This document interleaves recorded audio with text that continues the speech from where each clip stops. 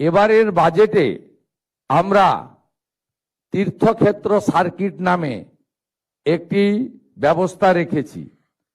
আমাদের ঐতিহ্যশালী মঠ মন্দির ইত্যাদি সংস্কার এবং মুর্শিদাবাদের কিরিটেশ্বরী সহ অনেকগুলি প্রাচীন মন্দির যার পুরনো ঐতিহ্য এবং ইতিহাস রয়েছে, তাদের পুনর্সংস্কার এবং হেরিটেজের আওতায় আনার ক্ষেত্রে আমরা উদ্যোগ গ্রহণ করেছি। এক্ষেত্রেও আগামী দিনে পশ্চিমবঙ্গে এই তীর্থক্ষেত্র সার্কিটের ক্ষেত্রে গুরুত্বপূর্ণ কাজ হবে আগামী 2 বছর ধরে। এর জন্য প্রাথমিকভাবে এই বর্ষে 1000 কোটি টাকা আমরা ধর্মীয় স্থানগুলিকে রক্ষণাবেক্ষণ, সংরক্ষণ, উন্নতি করার জন্য 1000 কোটি টাকা আমরা বরাদ্দ করেছি।